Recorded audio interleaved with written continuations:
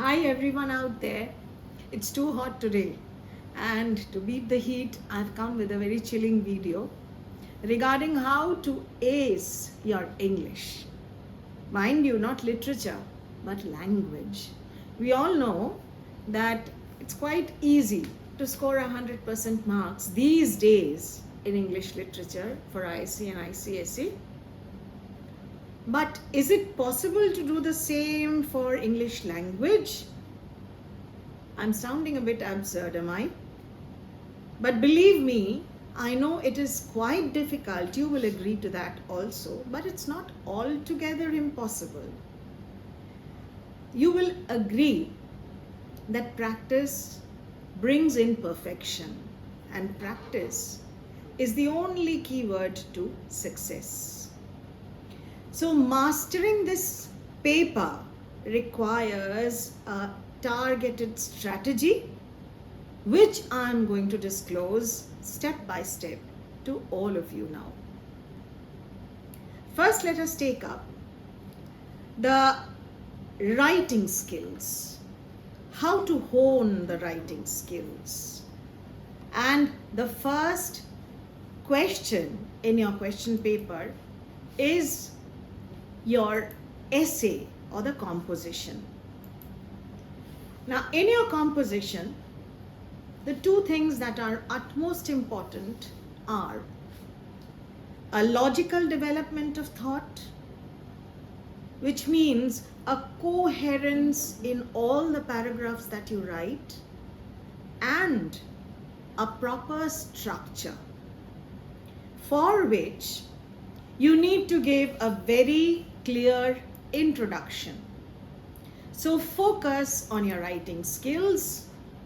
As I said, your essay comes first, and in your essays you need to focus on your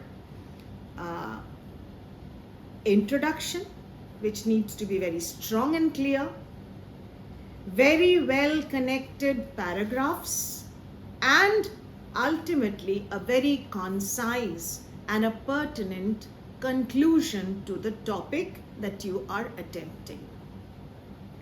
Number 3, the third most important thing is, we say that simplicity is the order of the day. So there's no need for you people to write very high-flown and very rhetorical English. Construct simple but grammatically correct sentences.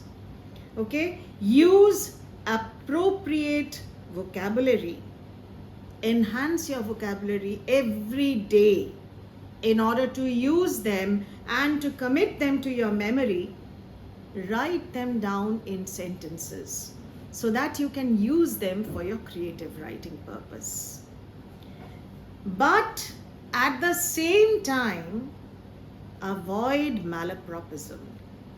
If a word is not completely known to you, avoid using that word altogether, for you may land up using it in the wrong sense. And another thing that you must keep in mind is that we must avoid verbosity. Too wordy compositions are too monotonous and boring for the examiners to read. At the same time, using idioms, using phrasal verbs, using quotations, etc., do add weight to your composition and enable you to score high in that area. Number 2 for ICSE students is letter. In the letters, you must keep in mind the subject on which you are told to write. If it is a formal letter, be focused about the format for which you are going to score 2.5 marks, and avoid writing too many paragraphs. They should be very well formatted, letters should be well formatted, and all relevant information that have been asked for must be furnished in the minimum 3 paragraphs that you write in your letter. Now, special adherence must be given to spellings, to syntax, to grammar, and you can definitely manage to make it flawless and also fetch full marks in this area, in this question.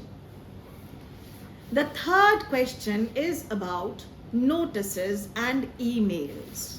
Now, notice and email should be written in the formats that are prescribed by the board. So as I was saying, there are many confusions regarding the format of letters, emails and notices. Please refer to only those formats that are prescribed by the board. I will come with a longer video in which we will get practice about how to write emails, notices and letters. That's for later. But for now, the second most important thing that you must keep in mind while writing emails and notices is that avoid including unnecessary details. Unnecessary informations only take up your time and they also cost you marks. A creative title for the notice is very essential, and that creative title should be appropriate to the content of the notice. Mind that. And the subject of the email should be pertinent to the topic. This much for emails and notices. Now for the third section of your paper, which is comprehension.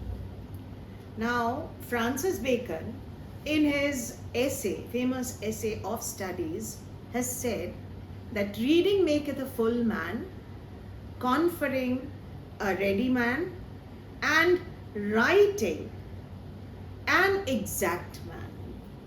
So in order to master this section of the paper, what you need is to be a voracious reader.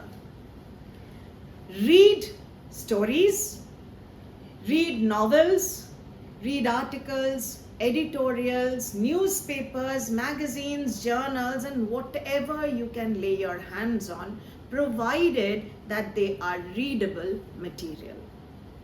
Now, when you read, you become capable of accurate interpretation. Now we know that some books are to be swallowed, some to be chewed and digested.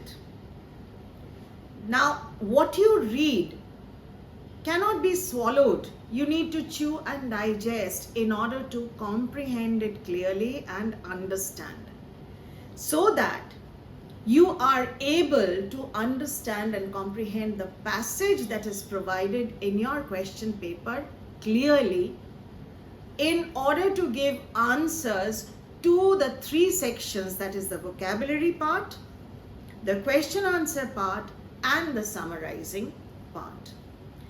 Now, after accurate interpretation comes your vocabulary. Building a very strong vocabulary is very important. For that, you need to learn at least a word a day.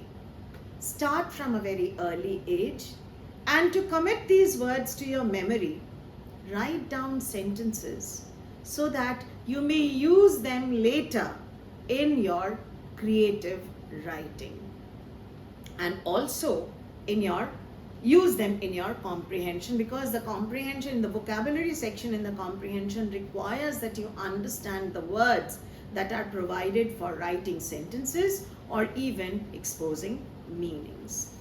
The third part of your comprehension is answering questions. Now, answer succinctly.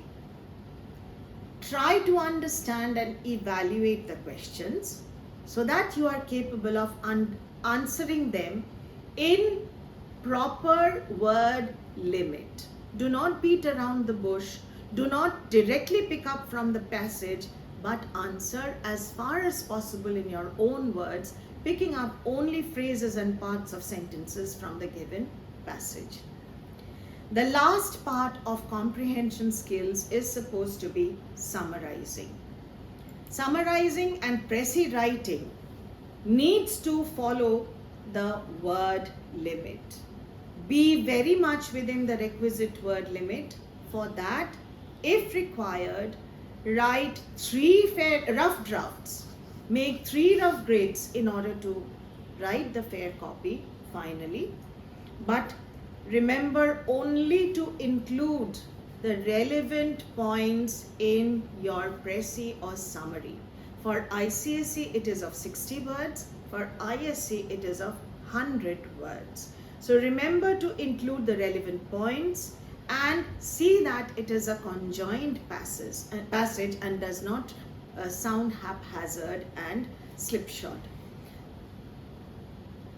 Okay, now for ISC students, the second question is on directed writing. Now what is directed writing? Certain points are given and an expansion is required based on the points provided in the question paper. What are the things that we have to do practice for directed writing? There are reports and reviews, there are articles, speech writing, statement of purpose, personal profile, and so on. Now this year, as I have heard, the film review and the personal profile has been excluded from the syllabus. Nevertheless, for the students appearing for the next year, will have it in their syllabus. And what children need to do for this is that just to follow the points and expand them in relevant points. I would suggest that while doing so, it would be better if you all underlined the given points in your expanded answer, that is. If it is a newspaper report, then underline the points that have been included in the guidelines. Underline all the guidelines so that it becomes easier for the examiner to see whether you have included and expanded upon all the provided points in the question paper. Now this section, this answer should be well within the limit of 300 words. So do not exceed the word limit, remain within the word limit and write only relevant details that have been asked for. If you run short of the requisite limit, in that case you may include points of your own that will be mentioned in your question paper itself. Now let us come to the final part of the question paper, grammar, which needs everyday practice and drilling. Polish your grammar and wet it on a regular basis. You get hold of grammar workbooks, grammar practice papers, the test papers of the previous years in order to hone the skills in grammar. Get a clear concept of the rules of transformation and synthesis. And last but not the least, solidify your understanding by regularly taking one exercise drill in grammar. So that's all for today, and I will come back with a detailed strategy of each and every question in your paper and how to deal with them in my later videos. Adieu, so long.